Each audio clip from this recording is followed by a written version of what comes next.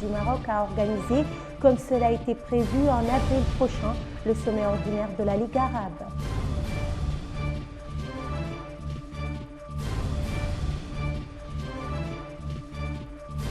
Le riz céréales cultivé dans la région du Trarza traverse des moments difficiles, selon certains cultivateurs que nos reporters ont rencontrés à Rosso.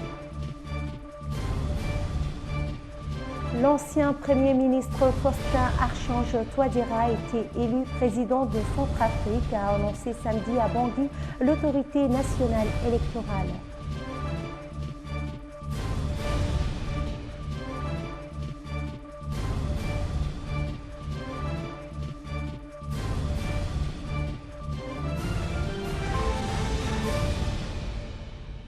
Bonsoir et bienvenue.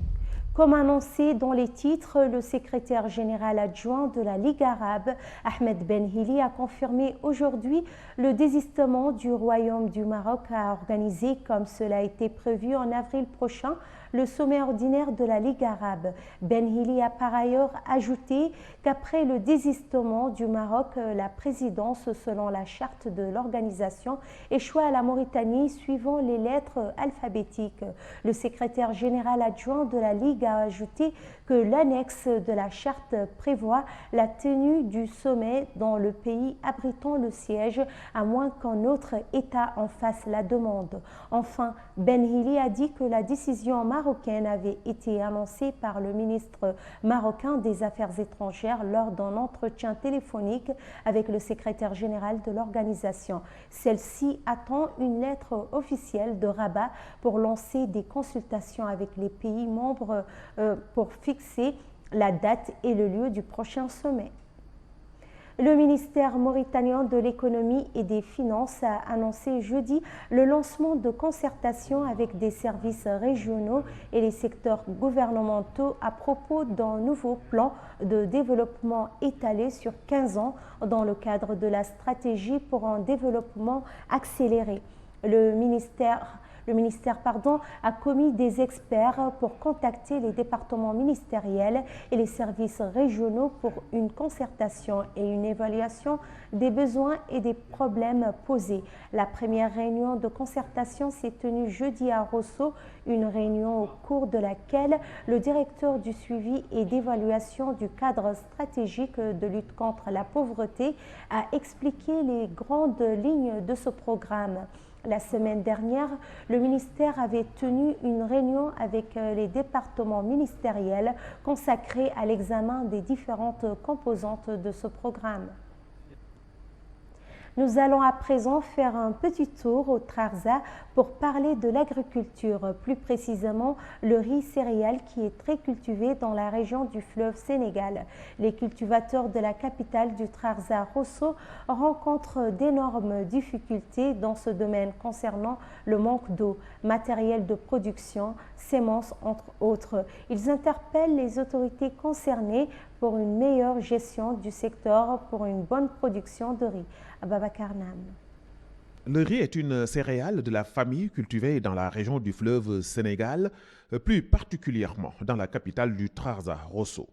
Il désigne l'ensemble des plantes du genre Oryza, parmi lesquelles les deux seules espèces cultigènes qui sont cultivées le plus souvent dans des champs plus ou moins inondés appelés rizières. Les cultivateurs de la capitale du Trarza, Rosso, rencontrent d'énormes difficultés. Manque d'eau, matériel de production, semences, entre autres. Ces cultivateurs que nous avons rencontrés nous expliquent ici leurs souhaits par rapport à cette situation difficile. Nous sommes dans des situations difficiles, les problèmes sont énormes. Nous avons un problème d'eau, les oiseaux granivores nous fatiguent. Les moyens ne suffisent pas pour gérer tout ça. Nous interpellons les autorités concernées de s'impliquer davantage pour une bonne production en riz. Cet homme, lui, demande aux responsables de la wilaya de s'impliquer davantage dans l'agriculture pour permettre d'avoir une bonne autosuffisance alimentaire en riz. La wilaya regorge une quantité importante de terre pour régler le problème du déficit du riz en Mauritanie, mais les problèmes sont énormes. Nous ne sommes pas accompagnés par nos responsables. Le riz est un élément fondamental de l'alimentation de nombreuses populations du monde, plus particulièrement des Mauritaniens. Rappelons que les cultivateurs de la vallée vivent dans des conditions difficiles. Ils lancent un appel solennel aux autorités concernées pour une bonne gestion du secteur de l'agriculture afin qu'ils puissent relever le défi. Selon des sources concordantes, le président mauritanien Mohamed Ould Abdelaziz a procédé à une mutation au sein du commandement de certaines régions militaires. Le général Ibrahim Valoul Cheibani a été nommé commandant de la 2e région militaire, Tiris Zemmour, et le général Ould Abeid Lahmar, commandant de la 1e région militaire, Nouadhibou. Le colonel Dada a été nommé commandant de la 4e région militaire, Selibabi, et le général Mohamed Ould Mokhtar, commandant de la 7e région militaire, Aleg.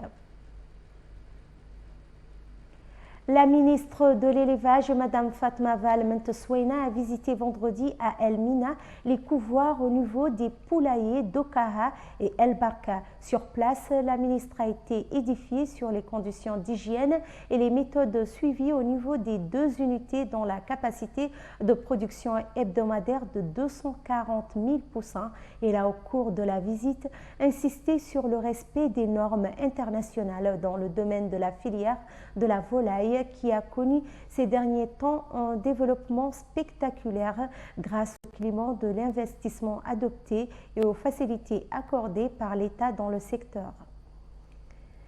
Évasion de 40 prisonniers à Nouakchott. Tout a commencé hier vendredi aux alentours de 18h30 quand un grand nombre de prisonniers estimés à 100 ont profité de l'ouverture de la porte en grille qui s'ouvre sur le portail de la prison pour forcer sur le barrage formé par quelques gardes pénitentiaires. A-t-on appris d'une source informée, c'est au cours d'une bousculade musclée que 40 prisonniers ont réussi à sortir de la prison.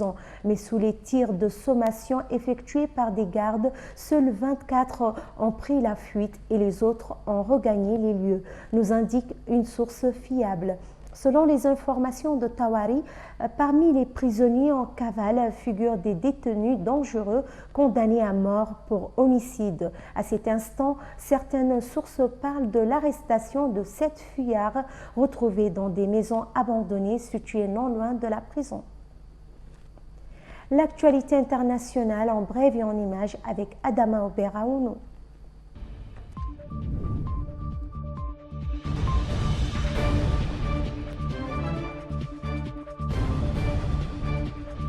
Troisième étape des primaires démocrates ce samedi dans le Nevada. Hillary Clinton doit gagner ses caucus pour rebondir et redonner le moral à son camp après sa courte victoire dans l'Iowa et sa déroute dans le New Hampshire contre le sénateur du Vermont Bernie Sanders. Les caucus sont des réunions lors desquelles les électeurs se regroupent par candidat au lieu de voter. Pour l'instant, l'ex-secrétaire d'État mène la course des délégués requis pour l'investiture, soit 481 contre 55, selon le New York Times, sur 2382 nécessaires pour gagner.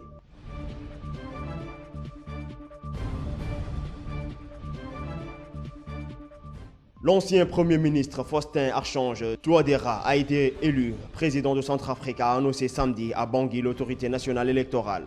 Selon les résultats du second tour de la présidentielle publiés par la présidente de l'ANE, M. Touadéra, dernier Premier ministre de l'ex-président François Bozizé, renversé en 2013, a recueilli 62,71% des suffrages contre 37,29% pour son rival Anicet Georges Dologuélé. Ces résultats doivent être validés par la Cour constitutionnelle de transition.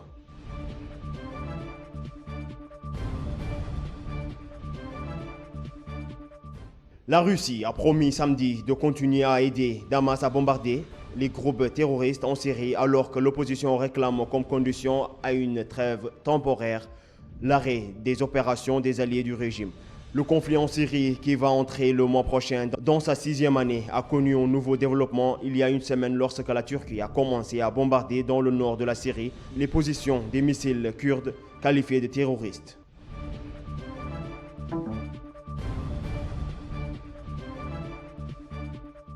Yoweri Museveni, au pouvoir depuis 30 ans, a été réélu samedi président de l'Ouganda pour un 5e mandat de 5 ans. L'opposition rejetant le résultat de ce qu'elle a qualifié de parodie d'élection, Yoweri Museveni, 71 ans, a obtenu la présidentielle du 18 février, 60,75% des voix, loin devant son principal rival, Kizza, 35,37%. L'ancien ministre Amama Bambazi ne recueille que 1,43% des voix. Le taux de participation a été de 63,5% selon les chiffres de la commission électorale.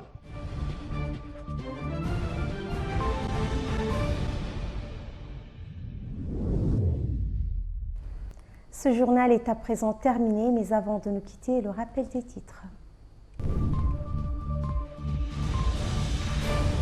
Le secrétaire général adjoint de la Ligue arabe, Ahmed Ben-Hili, a confirmé aujourd'hui le désistement du Royaume du Maroc à organiser, comme cela a été prévu en avril prochain, le sommet ordinaire de la Ligue arabe. Le riz céréales cultivé dans la région du Trarza traverse des moments difficiles, selon certains cultivateurs que nos reporters ont rencontrés à Rosso. L'ancien Premier ministre Faustin Archange Touadéra a été élu président de Centrafrique, a annoncé samedi à Bangui l'autorité nationale électorale.